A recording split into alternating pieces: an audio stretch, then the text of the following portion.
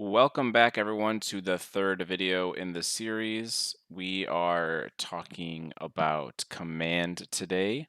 As always, I am going to do a brief rundown of the ratings, but if you want a more in-depth, please watch the first video that we did on aggression. So to sum it up, S are cards that we want to switch to. They're very, very strong. They dominate games. We want to be playing those colors. A and B are just really strong cards. C are playables, cards that you just have to have. D and F are cards that we're looking to cut and cards that we're looking to not play at all. All right. Now let's get into the cards. We are going to go over the leaders first. Let's start with the bad guys. We got Emperor Palpatine. He comes out for 8 resources, and his ability is you can pay 1, turn him sideways, defeat a friendly unit, deal a damage to a unit, and draw a card. Palpatine is actually one of the heroes I'm looking forward to playing in Constructed, and he is pretty strong in Sealed. I would say his ability is a little niche in the fact that I don't know how useful it's going to be. I really do like being able to do 1 damage to a unit, but you have to kill your own thing, which is a little sadness. But the real power from Palpatine comes out when we flip him over. He's a 4/10, which is monster stats, and we get to take control of a damaged unit. That's really good. He also keeps his on-attack clause from his old tap ability. But taking control of a unit is a really strong ability. And pretty much because he has that on him, we are going to give him an A. It is a hero when you pull, you probably want to be looking to be playing green-black in some sort of way. Next up, we have Tarkin. He can pay 1 every turn to give an experience token to an Imperial unit. And at 5 resources, you're able to deploy him. This guy is really interesting in the fact that he doesn't seem that strong until you look at all the cards. And almost, if not every single green black card is an Imperial. So if you're not playing on curve, or if you have extra mana, you can give something an experience token. And the best part about him, he's not like Vader and Luke, and it doesn't matter if you play the card that turn, you can give it an experience token to the same unit every single turn. Right? That's pretty good. He makes 1-drops a lot better, right? He turns a 3/1 into a 4/2. That's pretty crazy. This guy like has so much value, so much that I almost want to give him an S. But his flip side is pretty boring in that it is just a 2/7, just stats. But I will say, like, if you are a little bit more aggressive deck, you probably want to be playing Grand Moff Tarkin instead of Emperor Palpatine. But these are both very good choices, and I'm going to give him an A as well, with an argument for an S being there because experience tokens every turn is just so much value. I think he gives probably the most value in Sealed out of all the leaders. Vader just has that S tag because he is premium removal and also just deals damage to bases. Like, he is the final point of damage. He comes out and starts dealing 2. Damage is always premium and sealed, so that's why Vader gets the S. But this guy is the king of value and gets that A. Is very, very strong leader, which is nice to see. We're getting leaders really crappy scores. Speaking of crappy scores, Hera, super cool leader. She ignores the aspect penalties on the Spectre cards you play, and she comes out at 6 resources. So if you guys look at all the Spectre cards, there's not that many of them. The coolest thing that we're probably doing is playing Ghost, which is a bomb in Sealed. But besides that, I mean, so let's say you do get a Ghost, right? We don't need to be playing Hera. We can just play Blue somewhere. So Hera doesn't, it's not really opening up that much for us. And because of that, I'm just going to give her a D. Like, you could end up with a lot of Spectre cards, and you're like, okay, well, I just have a huge pool now, which is the niche part about her.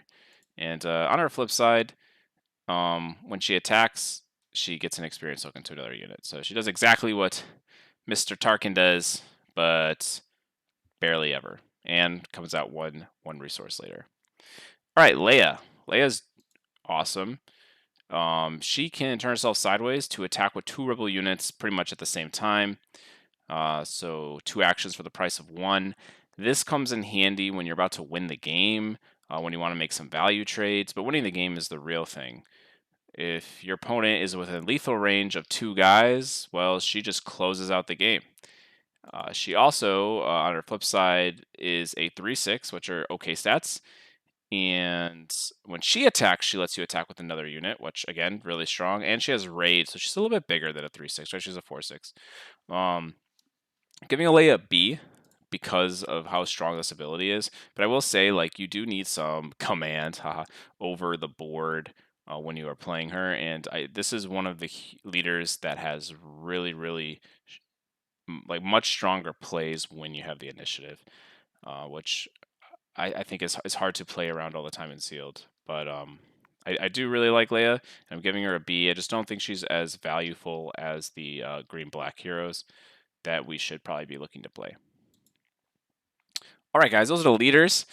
Let us get into the cards. So we are going to start off with 97th Legion. It is a 7 resource. This is a nice hyperspace look. This is a 7 resource 0/0. How powerful. But it has the ability, it gets +1/+1 for each resource you control. So if you play it on curve, it is a 7/7. Wow. Yeah, that's it. I mean, each turn it gets a little bit bigger, but otherwise, this card has no text.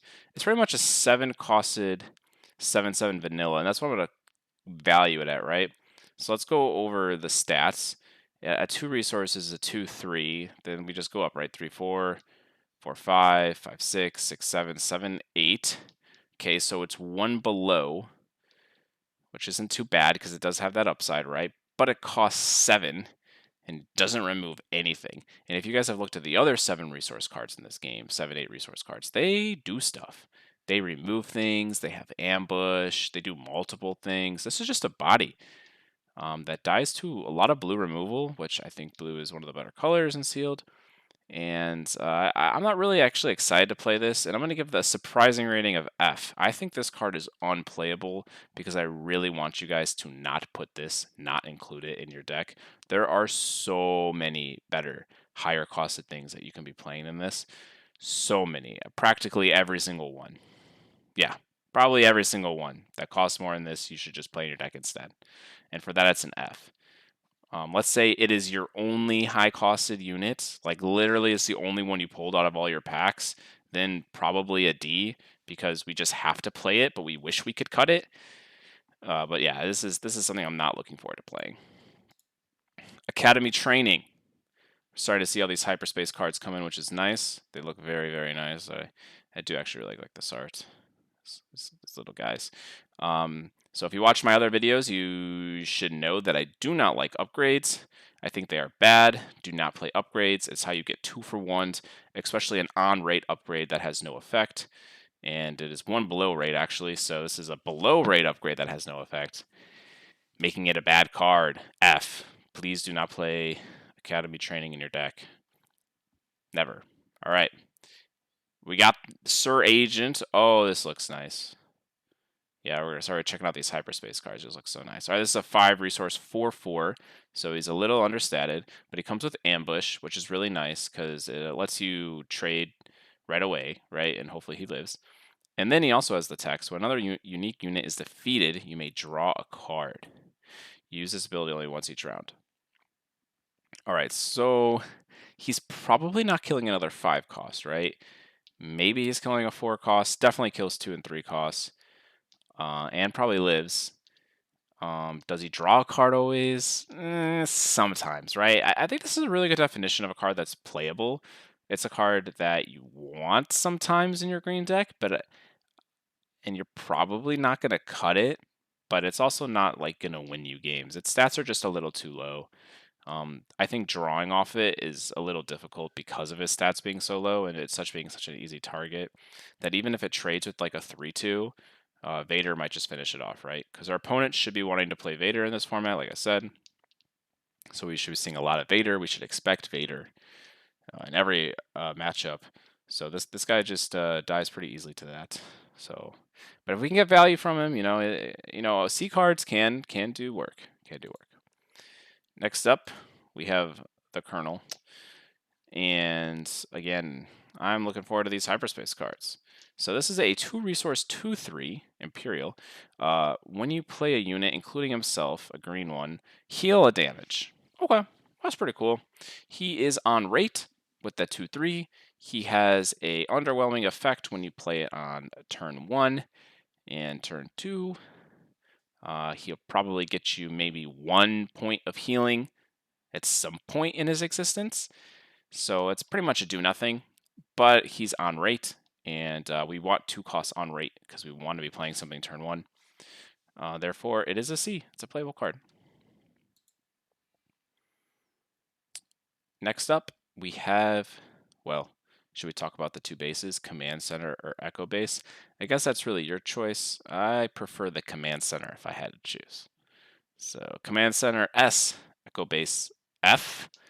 But I mean, they're pretty nice actually, so I don't know if we should go that far. But let's talk about real cards. So Consortium Star Viper is a 3-resource 3/2.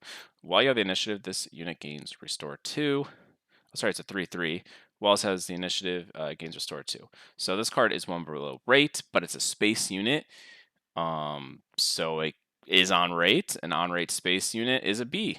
So we should be playing the Star Viper. Yeah, not much to say about it. Please put as many space units as you can. They're practically evasive in this game. They're very annoying for your opponent. Energy Conversion Lab. Just like all the bases, they are S's. Especially this one, probably the strongest one. Play a unit that costs 6 or less from your hand, give it Ambush. So you lose 5 life to make some sort of nice value trade, and hopefully get an on attack effect that maybe you normally wouldn't get. Like, for example, the 4/4 we just talked about that draws a card, right? But that card already has ambush, so I guess that's a bad point. But there are some other cards that draw a card that we'll see later. There's a double-costed green card that draws a card. So, maybe we get more value from that if we're playing Energy Conversion Lab. Next, we got Escort Skiff. It is a 4-resource 4/4. While you control another green unit, this unit gains Ambush. Okay, so how often is it gaining Ambush? I think often enough for this card to be pretty good. We'll say half the time. So let's talk about the time it doesn't happen. It's 1 below. We're looking for a 5/4, 4/5. And then when it does happen, I think it's probably 1.5 above rate. So we could average that out to about being at 0.5 above rate, 0.75 above rate, right? But I do like this card because I think it's gonna gain the ambush. I think if you use it correctly, and it being 4 costs, I think this is gonna trade really well a lot of the game. While again, it might die to Vader shenanigans. It's the same stats, but for one cost less, right? So I do like this card, and we're gonna give the Escort Skiff a B. Next up, we got Frontline Shuttle. It's a 2-resource 1/3 space unit. Action. You can look at this card so pretty and then defeat it. Attack with a unit even if it's exhausted, but it cannot go into bases. It's a space unit, so it automatically gets the playable tag, so we'll give it a C. How often do I think this card is coming into play and doing something cool? Well, first thing we should note is that the action doesn't require tapping, so you could do it the turn you play it. Just need to wait around, right? I hope your opponent doesn't kill it. It is a little weak, but it flies in the space, so it has the evasion. Now, how good is attacking with a unit even if it's exhausted? Can be okay. You could catch your opponent off surprise. I don't know. I think this card is really hard to use, and I'm not sure if it's actually a turn 2 play. So for that, I'm going to keep it a C, but this is something I feel like I could be wrong about. and you guys will have to see. This card is playable, so we do want to play it. But if it feels really, really good, let me know a week later in the comments and say you were wrong. This card great, but I think it's just playable. I think it's gonna be really hard to utilize. Next up, we have Hardpoint Heavy Blaster. It is a 2-resource upgrade, +2/+2, attached to a vehicle unit. Attached unit gains on attack. If this unit isn't attacking a base, you may deal 2 damage to a unit in the defender's arena. Okay. So you got to keep that in mind. It has to be in the defender's arena, but it is almost premium removal. It just takes a turn. Okay, but it does the same thing the other thing does. 2 resources for a 2/2. It has to go on a vehicle. So a little restrictive there, but there are a lot of vehicles in this game, a ton. What do we want to do with Hardpoint Heavy Blaster? Well, you guys might be surprised in that I'm actually going to give this card a playable. I think the upside of being able to do 2 damage one time makes this card insane.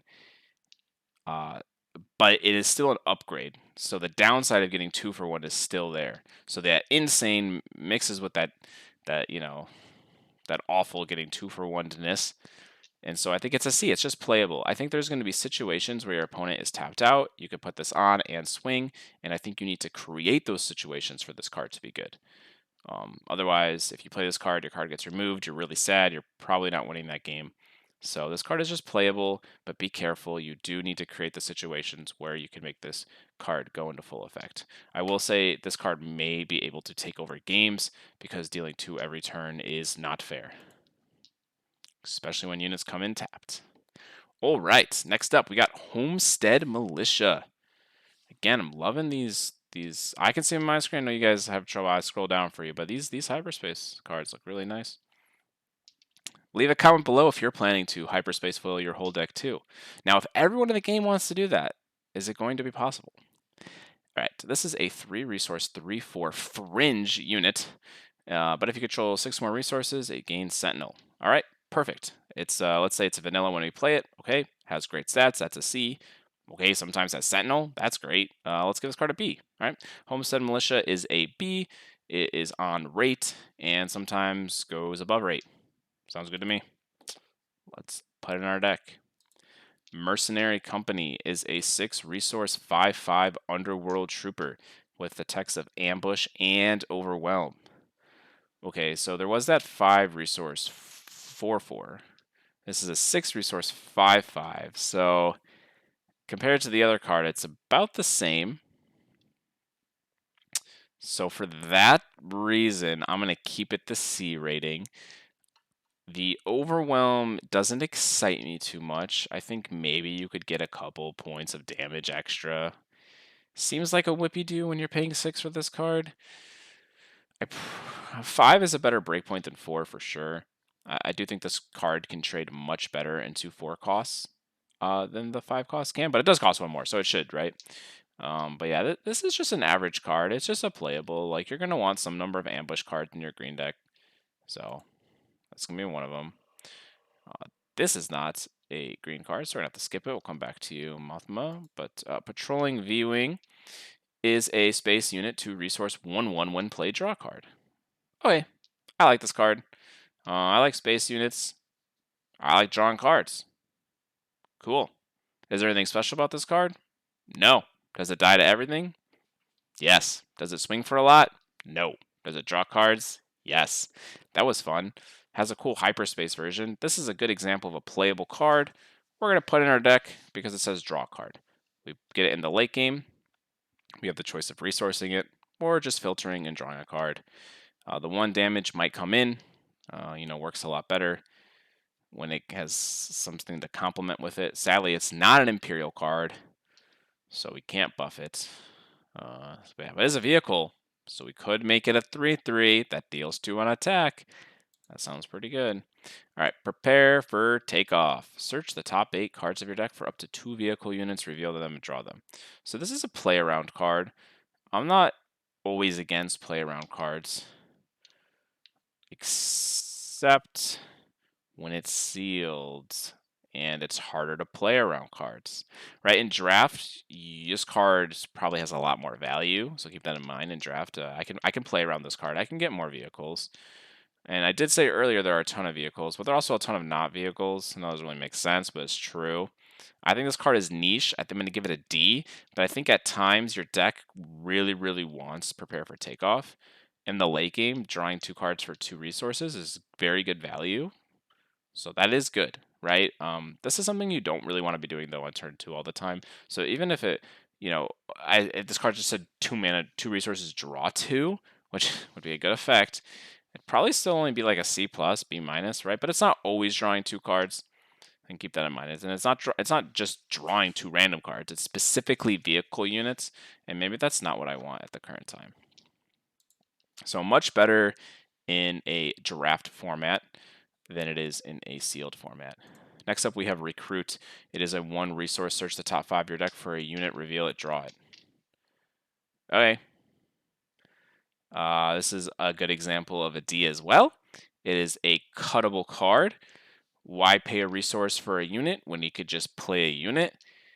Just draw the better cards that you put in your deck. Though I don't hate filtering, so I will play this card sometimes. But if I'm like, oh, I like all these 30 units, I'm gonna cut the Recruit and put it in the unit. I will say it does have a niche aspect. Is if you have like a serious bomb in your deck that's a unit, maybe we do want some number of recruits to get us to our win condition. Reinforcement Walker. It is an 8 resource 6/6 that has when played and on attack. Look at the top card of your deck. You can draw it, or you can discard it and heal 3 damage from your base. Did I say 6/6? I am having the most trouble today, guys. It is a 6/9. I apologize, but either way, it's very expensive. Kind of has Restore 3 with the option of drawing the card. So in the late game, if you play this, you're never running out of cards because 8 resources is probably enough. So then you're just drawing 3 cards a turn. The option of healing right away is actually really nice. Heal 3, and then next turn heal 3, and next turn heal 3. I actually really like that. Because it has such a big booty, a 6/9 is going to live a while. I'm going to give this card a C. I have it as C. I'm going to keep it with C.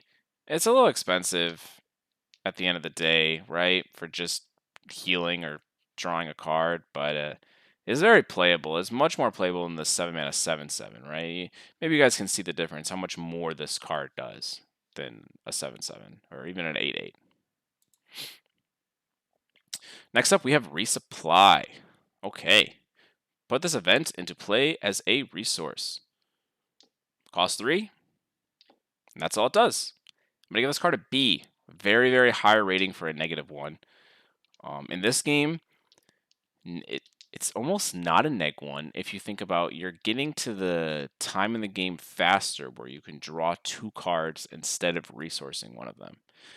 And if you think about it, the game like that, well, it's not a -1, right? It's going to go even eventually, but it's going to ramp you to your leader, which I think is a very, very important thing in this game, because if you get your leader out 1 turn faster, you're getting a crap ton of stats 1 turn faster, which could decide the entire game. So this card is a strong card, and it's something that we shouldn't ever, in my opinion, be cutting in a sealed deck. If you get Resupply and you're playing green, it should go into your deck unless you're the most aggro deck ever. But even then, it ramps you to your leader faster. That sounds aggressive to me. When this card ramps to a unit that you're playing for free, it is aggressive. So keep that in mind. Resupply is a good card. Next up, we got Steadfast Battalion. It is a 5 resource 5/5 trooper with Overwhelm, and on attack, if you control a leader unit, give a friendly unit +2/+2 for the face. So we've talked about effects like this before. It does suck when they come into play tapped. They need to live. You need to go to your turn. They need to live again. You need to have your leader unit out, and then you attack with it. All for what? A little bit of stats? A 5 resource 5/5 is just a C for me, and I think all this text does not push it to a B. I think it comes close to a B, but does not push it to a B. Now, if we have the S card of bringing this thing in with ambush, that's a lot better. And if we bring it in with ambush while we control a leader unit, this thing's making a really good trade. Could even trade up, right? But that's our S card and not our C card. It makes all our cards better. So yeah, Steadfast Battalion is just AC. Next up, we got Strike True, which is this game's version of a fight effect, though you don't have to take any damage back, right? It's 3 resource, a friendly unit deals damage equal to its power to an enemy unit. Keep in mind that unit can be anywhere. I guess we're striking stuff in space with our stare, because I'm assuming that's what it means by Strike True. Striking with the stairs. And yeah, so you guys know I really like removal. This is a little less premium because you have to meet the condition of having a unit on the field and the unit's power being enough to be relevant. But it is still removal, so it is a card that is playable. I'm going to give this card a C. But it is something that you could open up in your opening hand, not have a 2 cost, and be like, wow, this is a terrible card. And you guys will feel that. So keep that in mind. Tactical Advantage, practically an upgrade that does not upgrade. F, do not play this card. It is terrible. Moving on. Traitorous is a 5 resource upgrade, but we're not playing it on our own cards. And when this upgrade becomes attached to a non-leader unit that costs 3 or less, take control of that unit, and if it ever leaves the field, they get their card back. I like this card because it takes a unit on my opponent's side, and then my opponent, let's say, uses a removal spell on their own card. Well, I played 1 card, my opponent played 2. That means they 2-for-1 themselves, right? Not really, but that's what they did. I used 1 card to get 2 cards of value.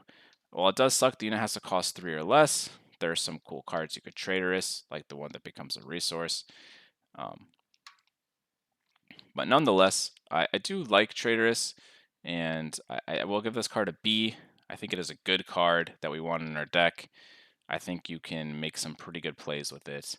And maybe your opponent will be upgrading their bad cards, and then we just take them and make them feel foolish. So let's do that to someone.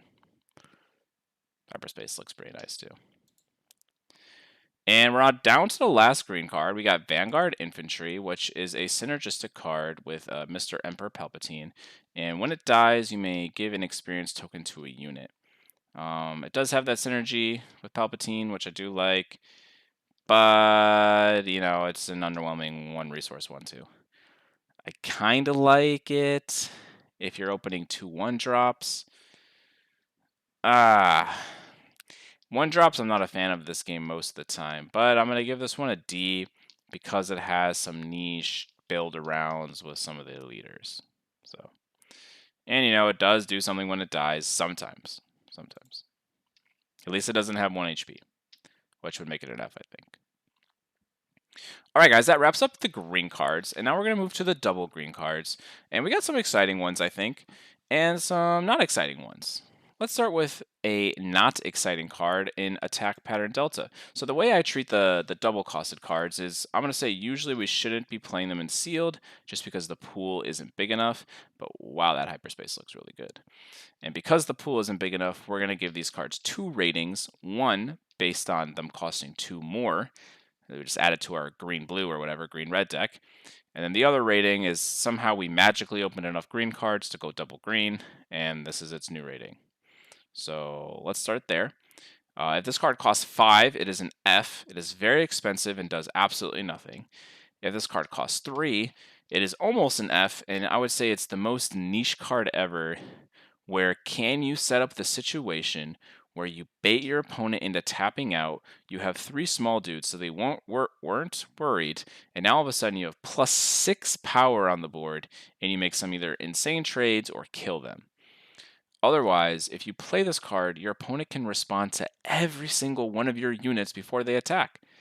And if they have time to kill 2 of them before they attack. It's also just for the phase. It fades off. So if you're not winning the game or seriously dominating board after playing this card, it does nothing. Keep that in mind, it does nothing. 3 to do 6 damage to your opponent's face is cool if it works, but it's not something I would want to do on like turn 4. I'd much rather play a unit that can do way more than 6 damage or control the board. So attack pattern delta is an F in a non-double green deck and a D in a double green deck. Let's get to command, which if this card costs 6, I'm going to give it a C because I think it does get to the point of premium removal where you can give 2 experience tokens to a unit and then do the fight effect and deal its damage.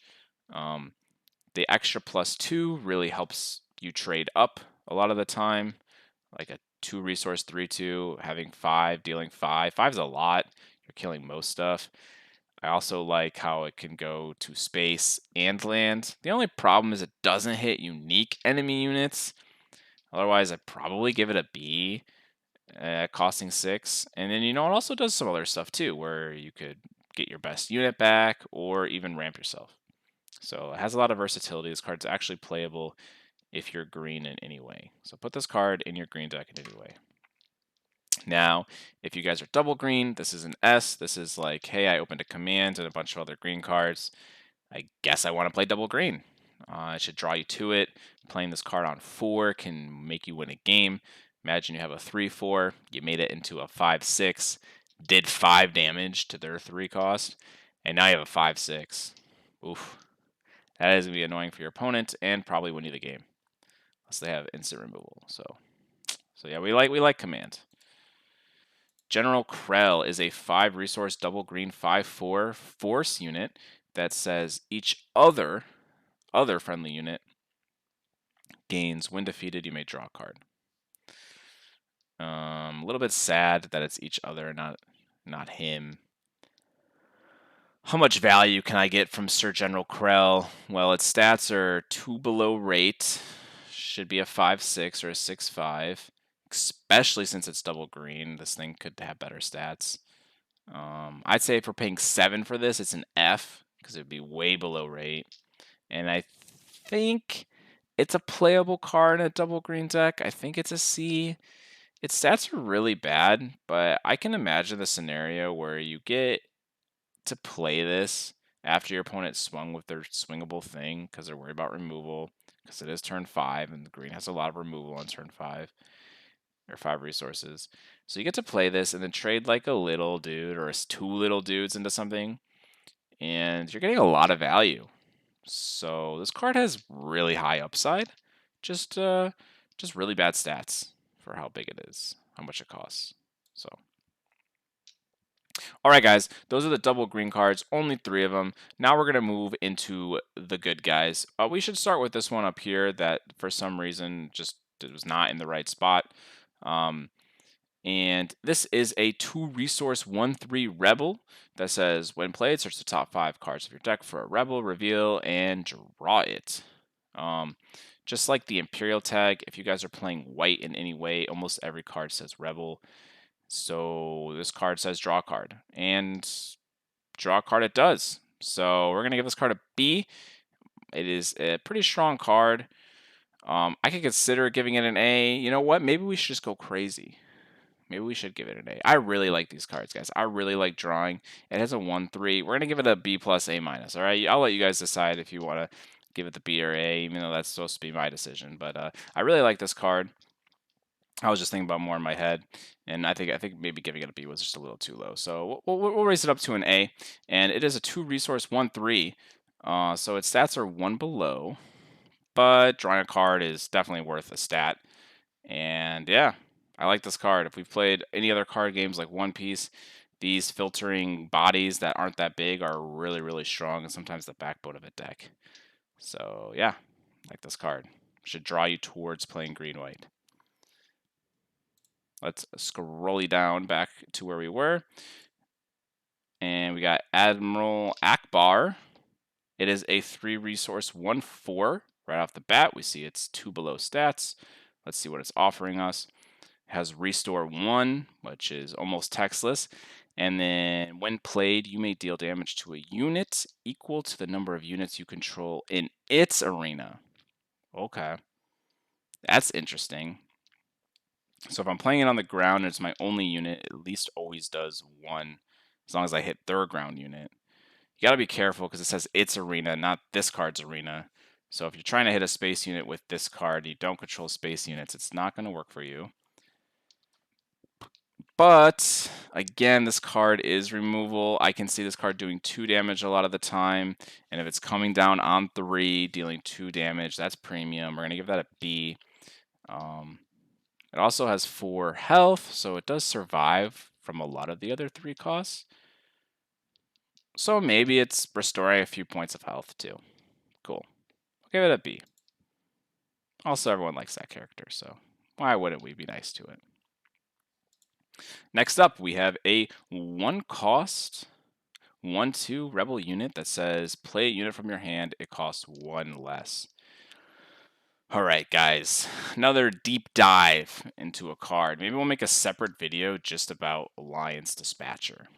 So, we start the game with 2 resources. On turn 1, I can play this card and another 1 cost. If I do that, I will not have initiative, this card will die.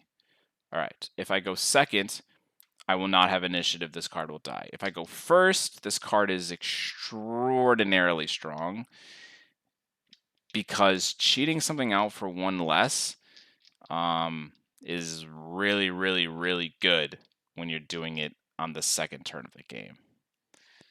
Like, really, really, really good. Like, way better than you guys are thinking. Because if I play it, turn it sideways, and play the 4-mana 4/4 that has ambush, if I control another green unit, and then I just kill their 2-drop, well, now I'm just significantly above. What are they going to do on turn 3? Play a 3/3? Okay, my turn. I have the initiative again. I'll cheat out my 5-cost unit. Okay, are you having fun? So this card can just completely take over a game. But the scenarios where it takes over the game is half the time I need to be going first. I need to have a follow-up. So for that, it's niche, right? And this card is dog every other point in the game besides turn 1. Like every other point. So we're getting into the D range where it's very cuttable, even though it's so strong. But you could also have the viewpoint where, like, I'm going to have this insane high roll, like just insane high roll in my deck. And if I hit it at any point, I'll resource it and it's fine. And if that's the way you want to view it, you know, this card's rating is actually like so much more than just a normal rating. It's really like a deck design philosophy and even like a game philosophy. Like I said, I can make a whole video on this card. So I think at its base level, it's going to be a D. If you build around this card and you understand its high roll potential, it's going to be an A. And if you're playing Luke, specifically Luke, I think this card is an S that says play Luke, play me. Like, it is a common, so try to get a couple of them, and you are going to destroy your opponent. Like, absolutely destroy. You play this, you Luke, you give it a shield, you extend your hand and say goodbye. Because now they have to spend multiple actions just to try to get rid of this annoying thing that is just cheating the win for you. So you know you want the true rating on Alliance Dispatcher. You guys just have to play it for yourself. It is an insane card in the exact circumstance that I just said. Every other time it is terrible. Just awful card. So where does that put the card? You know, that's the question that I'm supposed to answer for you, and maybe I'm failing, but I think I gave you guys some good ideas on when we can play Alliance Dispatcher and how we can play it. I will be looking to abuse this card in my sealed games. So if you guys can abuse it, it is one of the best cards in sealed, which is weird to say when it can also be completely useless. And I think it deserves a video. Maybe we'll make a separate video outlining Alliance Dispatcher. All right. Sorry for that long rant. Next up, we got Bale Organa. It is a 1-resource 1/2 that says, give an experience token to another friendly unit and tap it sideways. This is pretty much what we just talked about, right? Really hard to use. Only works in the beginning of the game. Only works when I have initiative. So what about it? Well, it's not as broken as cheating things in. Just +1/+1 is okay. So I'm actually going to give this card an F. If you are able to get Luke, I'm going to give this card an A. So when paired with Luke, it's an A because turn 1 and you Luke shield it. It's kind of disgusting. It's not as broken as cheating things in, like I said, but +1/+1 is going to happen 2-3 times maybe. And your opponent's going to be really sad trying to attack this thing twice, if they can even do it. So this is a weird one where it's like, sometimes really broken, but only when we're playing Luke. Because it's not cheating something into play, if it just dies to a 3/2 after giving +1/+1, it's not the greatest, but you're like, oh, it's like a 2/3 because it's giving +1/+1 to something else, right? But the 3/2 that traded is still alive, and now we have to deal with it. And we're not playing Vader because it's a white card, so we're not pinging off their 3/2. So there's some of my thoughts. Battlefield Marine is a 2-resource 3/3 squid creature, rebel trooper, and this card is good. It's a B. It's 1 above rate. 1 above rate on turn 1 is a good card. Put this in your deck. You need 2 resource cards, and this is a good one. Next up, we got Bright Hope. It is a 4-resource space unit. That is a 2/6, which is about on rate, maybe a little low, but it comes with Sentinel, so that completely fixes it. Oh, and it has another clause that says when you may return a friendly non-elite or ground unit to its owner's hand if you do draw a card. So maybe you could bounce something to try to get value from it later and draw a card in the process, which is really cool. I think if you just played a 4-resource 2/6 in the space, I think that's actually pretty good too. I think this thing will tank some hits and keep you alive. I like Bright Hope. I like this card a lot. We're going to give it a B. Next up, we got Echo Base Defender, which I feel like we just said, but it is a 3-resource 4/3 Rebel Trooper with Sentinel. Nice. This is also a B. I can see how you can make the justification just playable, but I do like Sentinel in this game. Saying, hey, you now need to attack this can really derail your opponent. It also comes with the stats that it should. So it goes from a C to a B from having that Sentinel tag. Next up, we got Home 1. It is an 8-resource 7/7, going back to the 97th Legion being terrible. It has Restore 2, also has each other friendly unit gains Restore 1. Also says, when played, play a unit from your discard pile and it costs 3 less. This card's expensive for what it does, but there's a lot of cards with Sentinel that cost 3 or less that you can bring back with it. And for that exact reason, I'm going to give it a B. You bring back something with Sentinel, you stop an attack, you then next turn trade into something else, healing 2, and then hopefully healing 1 a couple times that turn as well if they don't remove it. It's also just a big space unit. Something where you guys sometimes don't realize is you play the space unit, and the next turn they die.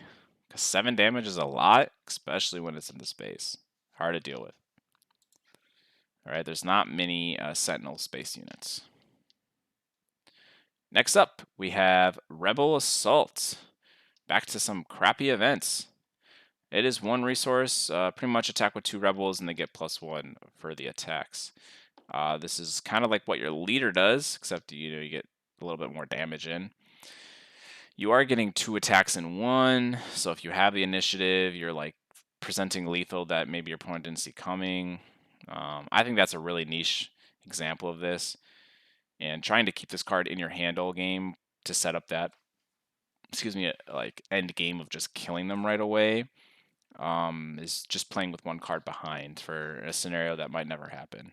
So for that, I'm going to give it an F. I do think people will play this card, so Just because I'm giving it an F doesn't mean no one will play it. I just personally will not play the card. Next up, we got Rogue Squadron Skirmisher. Ooh, I really like the art on this card. Yeah, I like this one a lot. All right, it is a 6 resource, 4/6 with Ambush. Okay, when played, return a unit that costs 2 or less from your discard pile to your hand. So has sometimes draw card. It's a ground unit, not space, even though it's flying. I feel like this thing could go in space. That's okay. And it has ambush. All right, so we've seen a 5/5 with ambush, and I gave that card a C. 4/6 is pretty much the same thing. This one draws a card sometimes. You know, this is approaching B, but I think it's a little bit slow, so we're going to give the Rogue Squadron Skirmisher a C. And it's only approaching B when we're drawing a card, by the way. Only when we're drawing a card. If not, we're like at a low C. This card is probably something we could consider cutting, but it is playable. The ambush tag makes a lot of these cards way better than you think they are. Next up, we got U-Wing Reinforcements. Look at the top 10 of your deck. Play up to 3 units that cost 7 or less combined. Yeah. A lot of these events have really nice hyperspace art. I like this card. We're going to give it a C. It is playable. Ideally, you find 3 units and play them all out. What I think will happen is you'll get 1 to 2 most of the time. But playing a 4 cost and a 3 cost or a 5 and a 2 off 1 card is like drawing a card, technically, somewhere in between there. So I do like how you just like create a board sometimes where you could go like 2 cost, 2 cost, 3 cost, and your opponent like cannot deal with 3 cards all at the same time, right? So you get to get some extra damage in there. So do like this card, but it's just a C. It's not doing anything insane. It's not Coco from Magic. And the last good guy card is Wedge. It's a 5 resource, 5/5 rebel unit that says each friendly vehicle gets +1/+1 and gains ambush. Holy moly.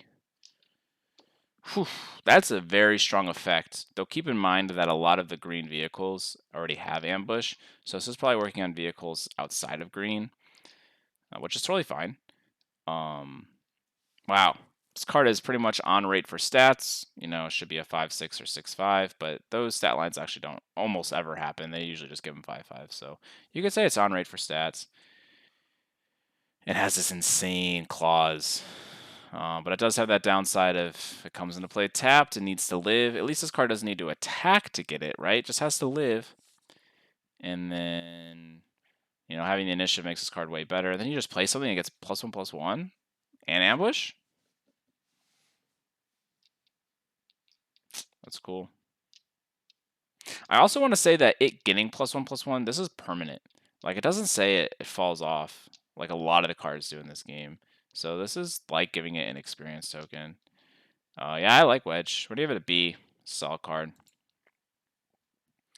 All right, I feel like I've been rambling a lot more in this video, even though I have a script, but that's okay. We off script all the time, baby. So up next, we have the green-black cards. We got the bad guys coming in. We are first going to talk about Admiral P, Mr. P here, and it is a 2 resource 1/4 Imperial unit. As you see, they're all gonna be Imperials. Each friendly non-leader unit that costs 6 or more gains ambush. Okay. So it is on rate. It adds up to 5, which a 2 cost should. It has the 4 defense, which means it should live. But I'm not playing a card that costs 6 for 4 turns. That's interesting. I'm going to give this card a C only for its stats. I'm going to completely ignore its ability. But we do need 2 costs. 2 cost cards that have the correct stats should just be in our deck. We need to play them to have bodies. You know, and the time this card comes up will make it feel like the best card in the world, but just take it as a 1/4. All right, Blizzard Assault. AT-AT is an 8 resource 9/9. Pretty big. When this unit attacks and defeats a unit, you may deal the access damage from this attack to an enemy ground unit. Ooh, okay. So, this card has the ability to control a board really well. The problem is it costs 8 and does not kill anything right away. So if our opponent plays an instant removal spell, it's dead. Again, that's premium, so we shouldn't expect them to always have it. Man. Cards like these, man. Cards like these it's really hard, like, to think how often can I make it to 8 resources and be okay not having an on-play effect. In the games that you are okay doing it, this card's gonna feel really good. In the games that you're not okay doing it, you just can't do it. I'm gonna say this card's playable. I think it's one of those big bodies that you probably want, a couple of in your sealed deck, probably like 3. So if it's there, if you got it, and you don't have a million big guys, we should be playing this one. Next up, we got Darth Vader, which is a much better example of a good card that costs a lot of mana. So this is 7 resources for a 5/7 Imperial unit. It has ambush, so it's doing something right away. It's also looking at the top cards of our deck and playing probably 1 unit. Okay, I like this card. I like this card a lot. We're gonna give it an A. I wouldn't say it's a completely build around S, but it's a really strong effect and an example of what I want to do with 7 resources. I want to be killing something, I want to be putting a body on the field, and possibly a second body. Right? I want a 2-for-1 immediately. That's what Darth Vader does. Next up, we got Devastator, something that I probably will just play in my deck because it's super cool looking. But it has Sentinel and Overwhelm, and it does overwhelm your opponent because it is a 10/10 Imperial. See, they're all Imperials. And when played, you may deal damage to a unit equal to the number of resources you control. So Devastator is a little bit interesting in the fact that it costs 10. I don't think the game will get to 10 resources that often. But if you make it to 10, you're killing probably a ground unit and saving yourself in space. So, I mean, in the games you get to 10, right? Obviously, this card's an S. It's disgusting. But in the games you're not getting to 10, it's unplayable. So that sounds like a niche rating to me. So I'm gonna give this card a D. That can probably turn bomb if your deck is really good at surviving. Okay, so sometimes D cards that get the niche tag of being like why they're D can be really, really strong. They're just really strong in small circumstances, like even smaller than that 1 cost. Because we can mulligan for that play, right? We're not mulliganing for 9 turns down the future.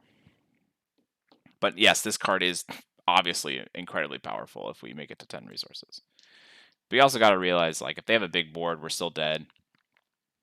It's only doing stuff in Spaceland. So, but it's doing a lot of stuff in Spaceland.